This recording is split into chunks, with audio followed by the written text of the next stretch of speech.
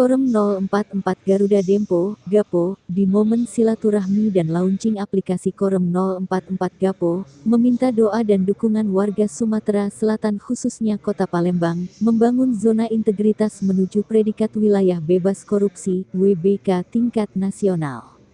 Penetapan WBK ini akan ditentukan pada Selasa tanggal 5 September tahun 2023, mendatang setelah Komandan Korem dan Rem 044 Gapo, Brigjen TNI Naudi Nurdika, memaparkan program kerja dan kinerja Korem 044 Gapo di Kementerian Pendayagunaan Aparatur Negara dan Reformasi Birokrasi, Kemenpan RB RI.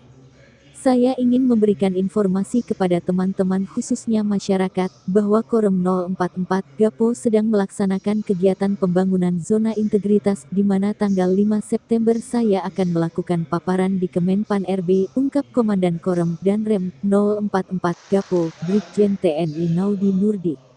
Jumat tanggal 1 September tahun 2023. Untuk itu, Danrem 044 Gapo, Brigjen TNI Naudi Nurdika, mengharapkan dukungan dan doa masyarakat, di mana kinerja dan program-program kerja serta inovasi Korem 044 Gapo dalam menuju WBK tahun 2023 terbukti menjadi salah satu satker dari 12 satker di seluruh jajaran TNI yang masuk kategori di tingkat nasional dalam pembangunan zona integritas. Untuk program unggulan Korem 044 Gapo, yang telah terlaksana, dijelaskan Brigjen TNI Naudi Nurdika, seperti Kampus Merdeka dan aplikasi GIS 44 yang berbasis teknologi.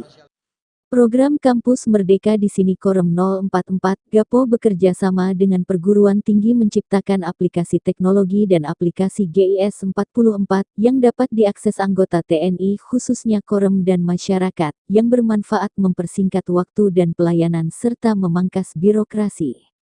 Bukan hanya itu, sesuai arahan Presiden RI Joko Widodo, Panglima TNI, Laksamana TNI Yudo Margono dan program TNI Angkatan Darat mengatasi kemiskinan ekstrim stunting, ketahanan pangan, dan membantu tugas pemerintah daerah seperti meningkatkan kesejahteraan masyarakat dan menanggulangi kebakaran hutan dan lahan karhutla. Kegiatan silaturahmi dan launching aplikasi Korem 044 Gapo menuju WBK tersebut selain dihadiri Danrem 044 Gapo, Brigjen TNI Naudi Nurdika, dan pejabat utama Korem 044 Gapo. Juga dihadiri Ketua PWI Provinsi Sumsel, H. Firdaus Komar, Ketua IWO Provinsi Sumsel Efran, dan media massa. Kalian, saya Komandan Korem 044 Garuda Dempo hari ini mengundang teman-teman semua.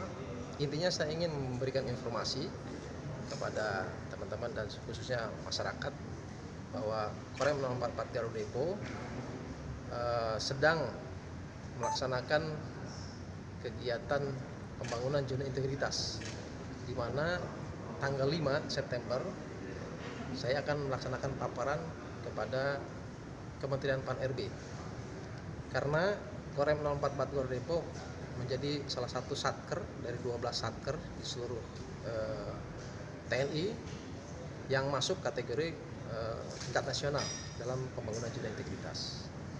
Saya berharap kepada para wartawan dan masyarakat dukungannya, sehingga pada saat tanggal 5 saya akan memberikan paparannya atas hasil kinerja kita beserta inovasi-inovasi yang sudah kita buat.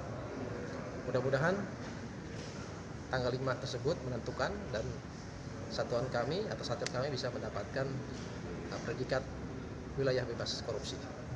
Lagi Pak, untuk program unggulan tadi Pak?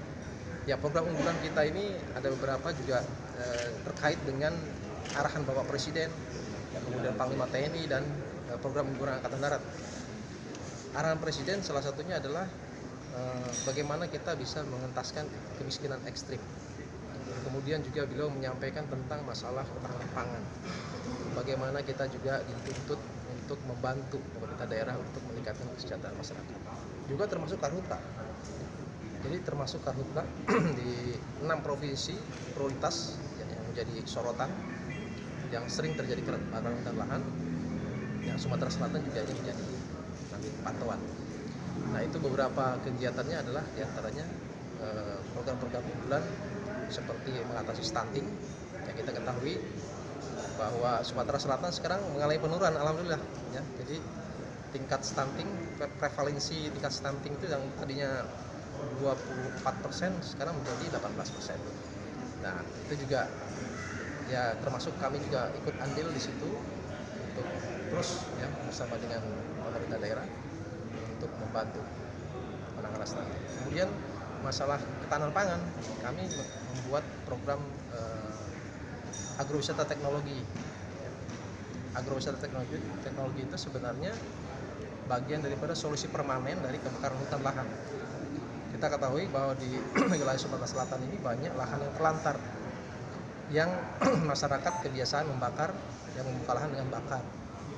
Nah, dengan upaya kita membuka dengan alat, ya dengan mekanisasi, kemudian setelah kita buka juga tidak sampai situ, tapi kita berdayakan, ya, kita ubah menjadi daerah pertanian terpadu. Selain pertanian terpadu, di situ juga ada kegiatan-kegiatan teknologi, di mana mahasiswa dari beberapa universitas sudah kita ajak untuk mengaplikasikan teorinya menjadi teknologi terapan, ya, melaksanakan teknologi terapan di agrowisata teknologi kita ini. Siap. Yang CPA itu kan mengandung gas metan, ada kan teknologi